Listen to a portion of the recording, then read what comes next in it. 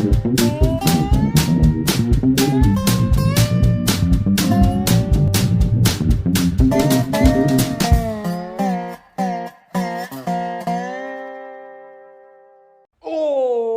pessoal, tudo bem? Aqui quem fala é o Vitor, o seu professor de Química, e hoje teremos uma aula sobre ligações iônicas e covalentes. Para a aula de hoje, eu vou até tampar aqui a lousa, porque eu quero começar com uma filosofia, na verdade uma afirmação. Sabia que tudo na natureza tende ao equilíbrio? O que seria equilíbrio? Eu faço analogia de equilíbrio com estabilidade. Tudo na natureza tende a estabilidade. Aí você está na sua casa e fala, puta, esse professor hoje chegou loucão para a aula, porque não concordo. Não ficou convencido? Dá um pulinho aqui. Vocês estão vendo aqui a cadeia alimentar, certo? Tem a grama e tem um veado comendo a grama, depois lobos comem o veado, aí a raposa se alimenta do lobo. Da hora essa raposa, hein? Se alimentar do lobo. Enfim, como vocês podem ver na cadeia alimentar, temos aqueles níveis, né? O nível primário, secundário, terciário. E tudo está conectado. Ou seja, se um dos níveis for cortado da cadeia, pode comprometer o nível de cima e o nível de baixo, proliferando determinados animais. E proliferando determinados animais barra plantas, pode entrar em desacordo, em desarmonia a natureza. E a natureza não gosta disso, ou seja, a cadeia alimentar por si só é um equilíbrio, já é estável do jeito que ela está e do jeito que ela funciona. A imagem de vocês do outono são folhas caindo, certo? O que seria isso? Para a natureza se renovar e chegar ao inverno, depois primavera, as folhas caem, a força da gravidade garante que elas fiquem no chão. Entendeu? Então tudo tende à estabilidade. A própria maneira que as folhas saem das árvores e caem no chão é estável. Depois a decomposição, tudo tende ao equilíbrio. Não deixar nada velho, deixar tudo que é velho se tornar novo e por aí vai. E não é só isso. Essa estabilidade na natureza a gente pode associá-la também ao nível microscópio, ou seja, microscópio eu estou falando dos átomos. Se a gente se refere aos átomos nisso, até os átomos tendem à estabilidade. Por que isso? Porque os átomos fazem parte da natureza. Se liga nessa analogia. Imagina os átomos como pessoas. O que a gente busca na vida? A gente busca, por exemplo, a segurança. A gente vai lá, trabalha, consegue o emprego, estuda, consegue a nossa casa, o nosso carro, tudo para conseguir segurança, proporcionar segurança para sua família. E essa segurança para os átomos é a estabilidade, ou seja, eles buscam na vida deles a segurança. Mas qual a maneira dos átomos conseguirem essa segurança? Foi aí que dois cientistas descobriram um trabalho que eles fizeram. Lewis, com a ajuda de Albert Kossel, não sei pronunciar o nome, observaram o comportamento de átomos não reativos. Eles interpretaram esse comportamento como uma referência de suas estabilidades. Ou seja, esses átomos que não reagem, eles fazem isso porque eles são estáveis. E esses átomos em estudo foram os gases nobres, como vocês podem ver aqui na tela.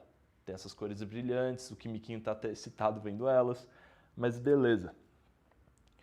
O que esses gases tinham para deixar eles estáveis, para deixar eles não reativos? Esses dois cientistas viram que a eletrosfera desses átomos, bem na última camada, lembra? A camada de valência é a última camada da eletrosfera de um átomo. Eles viram que possuía 8 elétrons. E isso é uma característica de todos os gases nobres, com exceção do gás hélio, que fica estável com 2 elétrons na última camada. Claro que toda regra tem a sua exceção, e na exceção, nesse caso, é o gás hélio. Mas o restante dos gases nobres são estáveis por terem 8 elétrons na última camada. Assim, eles elaboraram uma teoria chamada de teoria do octeto. Claro que os átomos adquirem estabilidade eletrônica quando apresentam 8 elétrons em sua última camada mais externa, imitando assim a eletrosfera de um gás nobre. Ou seja, qual é a forma dos átomos conseguirem, eles alcançarem a segurança deles? É conseguindo 8 elétrons na última camada, pois assim eles copiam os gases nobres. Já que os gases nobres são estáveis, copiando eles também, os outros átomos também vão ficar estáveis. Olha aqui esse exemplo na lousa. temos o átomo 1 e o átomo 2. No átomo 1 eu desenhei a eletrosfera dele. Temos a eletrosfera mais interna, mais externa e a camada de valência, que é a última camada do átomo. Nela a gente pode ver 2 elétrons. Já nesse outro átomo, na camada mais externa, a gente vai contar aqui, ó, 1, 2, 3, 4, 5, 6. Agora eu te pergunto, esse átomo, para ele ficar estável, para ele conseguir a segurança dele, ele vai precisar de 6 elétrons a mais nessa última camada. Porque ele só tem 2. Então, para esse átomo, o que é mais fácil? Ele abrir mão desses 2 elétrons, porque a camada antes da mais externa já possui os 8 elétrons. Ou seja, é mais fácil ele abrir mão desses 2 elétrons e ficar com os 8 elétrons da camada anterior, ou ele conseguir mais 6? Qual que demanda menos energia? Porque na natureza tudo tende pelo menor caminho. Se você vai, sei lá, atingir a estabilidade precisando gastar muita energia, não é favorável. Mas se você consegue ela do jeito mais rápido e mais fácil, aí sim é favorável. Então qual que é a melhor maneira? Claro que é perdendo esses 2 elétrons. Já para esse átomo, ele já tem 6 elétrons na última camada. Então, é muito mais fácil para ele ganhar 2 elétrons do que perder 6. Perder 6, porra, é muita energia desprendendo dele. Então daqui eu quero tirar 2 princípios. O primeiro deles é que para os átomos conseguirem a estabilidade, ou seja, a segurança deles, eles precisam transferir elétrons. Nesse caso ele perde e nesse caso ele ganha, ou seja, a troca de elétrons faz eles conseguirem a segurança deles. E a segunda coisa que dá para tirar daqui é o princípio da ligação iônica, que a gente já vai ver. Olha aqui, se esse átomo perdeu 2 elétrons e esse átomo ganhou 2 elétrons, lembra? Íon. Íon é o quê? É o átomo quando ele tem carga. Se esse daqui perdeu 2 elétrons, ele vai ter uma carga positiva. Ele perdeu carga negativa, então vai ficar com uma carga positiva. Ele vai virar um cátion. Já esse, por exemplo, pode ganhar esse elétron e pode ganhar esse outro elétron. Assim ele vai ficar com mais carga negativa, vai virar um íon negativo, um ânion. Então aqui vai ter carga negativa e aqui vai ter carga positiva. Aí o que é o princípio da ligação iônica? É essa atração eletrostática. Eletrostática porque é a atração entre 2 cargas opostas. O positivo vai ser atraído pela carga negativa e a carga negativa vai querer atrair a carga positiva. Então é esse princípio de atração eletrostática que define a ligação iônica. Só para sedimentar melhor o conhecimento, a gente pode ver aqui na tela os íons e a sua estabilidade, ou seja, os átomos ficam mais seguros, ganham a segurança deles quando eles atingem 8 elétrons na última camada. Eles fazem isso transferindo elétrons. E, por exemplo, o sódio metálico é um átomo instável. Ele não tem 8 elétrons na última camada, por isso ele é muito reativo. Se a gente encontrar ele na natureza, qualquer resquício, qualquer indução de energia, qualquer oportunidade que ele tiver de reagir, ele vai. Porque ele é instável, ele está louco para ganhar a segurança dele. Por isso associa um sódio metálico como algo instável. Vê um vídeo no YouTube, se você jogar água num sódio metálico, vai causar uma explosão. Essa explosão tem a ver com a reatividade dele. Ou seja, também pode gravar. Todo átomo instável é reativo, associado a muita energia que ele quer liberar. Assim, se ele perde um elétron da camada de valência, ele vai virar o íon sódio. Esse íon é estável, ele conseguiu a estabilidade dele.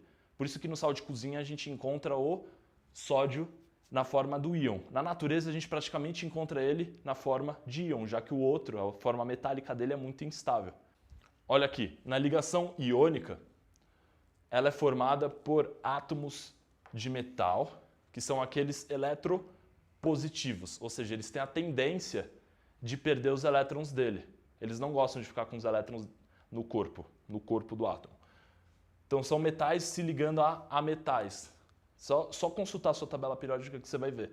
Os ametais são aqueles eletronegativos. Eles têm eletronegatividade, ou seja, eles gostam de elétron, eles são fanáticos, são aqueles fãs de elétron. Ai, eu quero elétron. que tem elétron, então eu quero você, que você também, vamos todo mundo ser amigo, mas eu sou interesseiro, porque eu só gosto dos elétrons de vocês.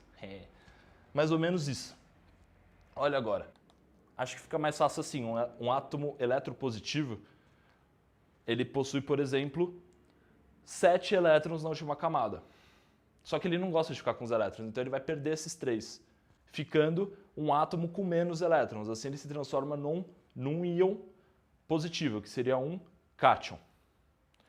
Já um átomo eletronegativo é aquele que atrai elétrons para ele. Então, um átomo eletronegativo com 4 elétrons na última camada vai atrair esses 3, ficando no final com 7. E assim ele vai estar em busca do seu 8º por aí. E a gente pode medir a eletronegatividade de um átomo através da fila de eletronegatividade. Essa seta, para onde ela aponta para o flúor. O flúor é o elemento químico que possui mais eletronegatividade, e essa ordem é decrescente. Então o oxigênio é um pouquinho menos eletronegativo que o flúor. Eu gosto de decorar isso daí pelo jeito literal. É FON, CLBR, SKI, PH.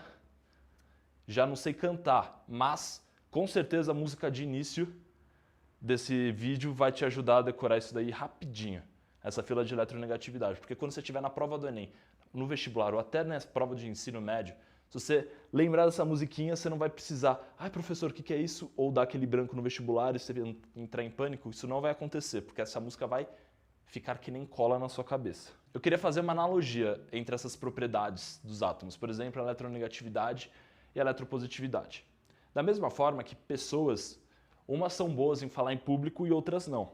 E até as que são boas em falar em público, a gente pode caracterizar as melhores e as piores em falar em público.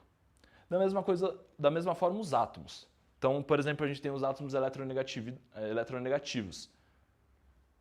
Existem os átomos eletronegativos e não existem os átomos eletronegativos. Mas entre os eletronegativos tem os mais fortes e os mais fracos. E quando átomos se ligam entre eles, eles adquirem as propriedades físicas. Por exemplo, um átomo perdidão pegou o elétron de outro. Se ligaram. Então eles adquiriram, quando formaram uma molécula, ou seja, a molécula é algo estável, eles adquiriram propriedades físicas, como a densidade, a temperatura, a viscosidade, a dureza. Tá entendendo até agora? Tá com alguma dúvida? Porque, na maneira que o metal se ligar a um metal, esses dois fazendo essa troca de elétrons, vai deixar os dois estáveis, os dois seguros, eles vão formar uma molécula, por exemplo, o NaCl. O Na é um metal e o Cl é um ametal. Os dois se ligando, eles entram numa cooperativa entre eles, formam uma molécula que é estável e assim eles podem ser encontrados na natureza nessa forma. E eles também adquirem propriedades físicas, como a temperatura, a densidade e tudo mais. Só que temos uma segunda maneira dos átomos se ligarem, que é através da ligação covalente. Por exemplo, o CO2 é formado por ametal com um outro ametal, ou seja, um carbono com oxigênio. O que seriam esses dois? Ametal com ametal são dois átomos que gostam de receber elétrons. Se chega eu, que sou fanático por elétrons, e um outro cara, fanático por elétrons também, eles vão brigar, porque eles vão, na verdade, competir. Porque um vai querer elétrons e o outro também. Só que é aí que vem o lance. Em vez de eles competirem, os átomos entram num acordo. Eles falam, quer saber? Eu gosto de elétrons, você também, mas que tal a gente fazer um trato? A gente compartilha os nossos elétrons, nós dois conseguimos a segurança e nós dois ficamos felizes. Que tal? Bate aqui. Pou! Aconteceu a união covalente de átomos. É através do compartilhamento de elétrons. Na ligação iônica, é através da troca. Um transfere o elétron para o outro e o outro ganha, ficando um átomo positivo e outro átomo negativo. Já aqui, para dois átomos que gostam de elétrons, eles simplesmente compartilham entre eles os elétrons.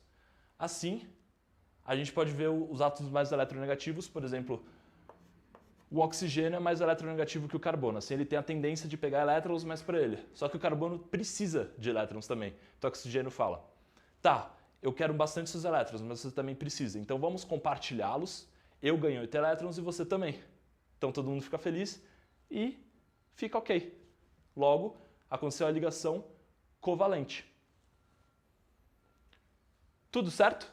Então é isso para a aula de hoje. A gente viu ligação iônica e ligação covalente. São formas que os átomos encontram de conseguir a segurança, de conseguir a estabilidade deles, porque tudo na natureza tende à estabilidade. Se você gostou desse vídeo, dá aquele joinha, aquela compartilhada.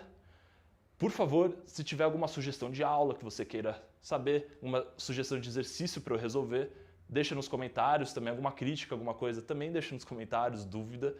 E é isso, a gente se vê até a próxima aula. Tchau, tchau!